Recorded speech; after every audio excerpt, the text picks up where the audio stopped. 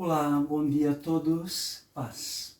Gostaria de compartilhar com vocês nesta manhã um texto bem conhecido da Palavra de Deus, que diz assim: no princípio criou Deus os céus e a terra.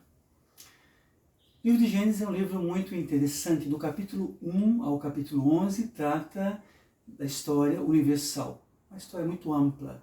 Do capítulo 12 ao último capítulo, se eu não me engano, capítulo 50 de Gênesis, trata-se da história de uma família, a família abrâmica. Mas do capítulo 1 ao capítulo 11, fundamenta-se parte da teologia neotestamentária. No capítulo 1, então, de 11, nós temos a criação do mundo, criação dos céus e da terra, criação do homem, a entrada do pecado, a provisão de Deus através de um cordeiro, Gênesis capítulo 3, verso 15, o proto-evangelho ali, o primeiro evangelho mencionado. Nós temos o dilúvio, nós temos a Torre de Babel, confusão das línguas, refletida em Atos capítulo 2, se lembram? Ali com a descida do Espírito Santo. Enfim, Gênesis capítulo 1 ao capítulo 11, trata-se de princípios, começo, início de todas as coisas. E é interessante quando Paulo vai formular uma questão teológica sobre a posição da mulher na igreja, qual deve ser a relação mulher-igreja. Paulo fundamenta-se em Gênesis capítulo 1 e 2. Primeiro, Deus criou o homem, depois a mulher. A questão do pecado também, teologicamente, é formulado no Novo Testamento à luz de Gênesis capítulo 1 e 2. Em Adão, em Cristo, em Adão todos condenados, coletivamente todos estávamos em Adão, e agora uma nova geração daquelas pessoas que estão em Cristo. Então entender Gênesis capítulo 1 a capítulo 11 é fundamental para entendermos o cristianismo neotestamentário. Mas o texto inteiro, o texto que eu acabei de ler, no princípio criou Deus os céus e a terra, é um texto muito amplo e é sabido de todos que esse texto tem por objetivo aqui contrapor a cosmovisão, a visão de cosmos, ou a cosmologia panteísta aí do Antigo Testamento. Abraão não foi o melhor, Moisés não foi uma testemunha ocular da criação. Provavelmente Moisés recebeu esta informação através de uma série de tradições orais, ou tradição oral. Autoritativa, bem. Moisés, então, não é uma testemunha ocular dos fatos. Escreveu, repetindo, baseado em tradição oral. Mas o texto começa: no princípio criou Deus. A palavra Deus aqui é a palavra Elohim. É um pronome plural, IM. Quando na língua hebraica vamos fazer plural, colocamos IM.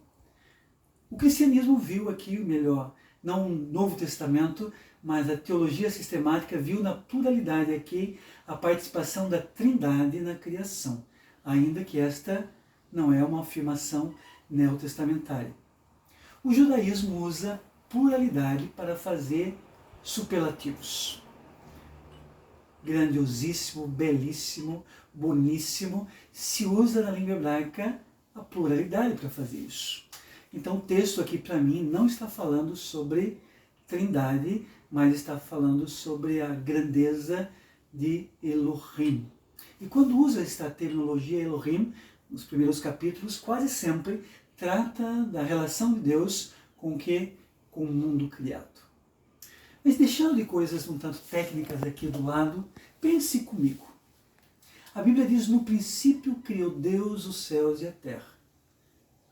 A pergunta é: antes do princípio havia o quê? Onde morava Deus? Como existia Deus? Talvez você podia falar para mim: não, Deus morava no céu. Mas ele não havia criado o céu. O que come Deus?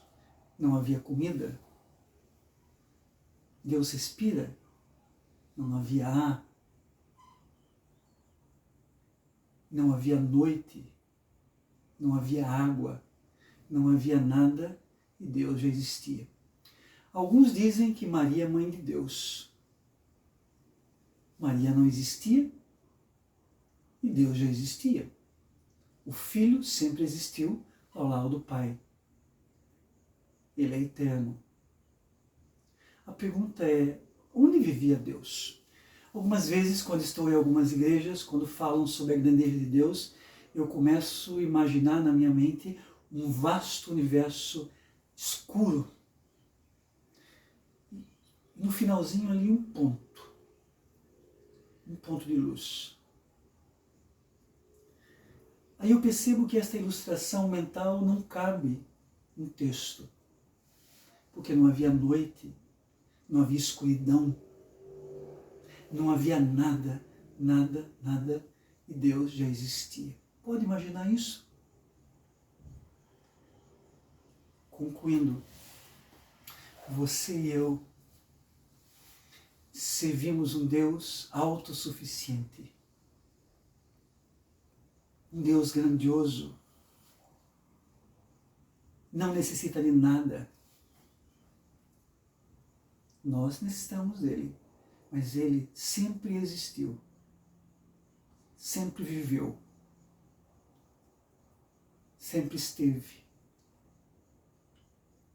Servimos a um Deus grande.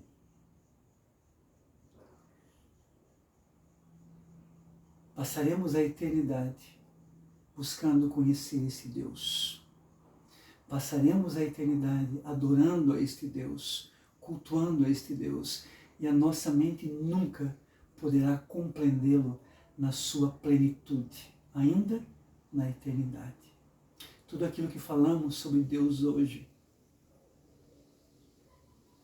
é coisa de criança, porque conhecemos em parte, não conhecemos todas as coisas, e sabe, nunca chegaremos a conhecê-lo na sua plenitude. Por isso, concluindo, nos curvemos, nos dobremos, nos humilhemos perante a grandeza deste Deus. A Ele adoramos, a Ele servimos e o chamamos de Pai. Que Deus os abençoe e tenham um lindo e abençoado fim de semana.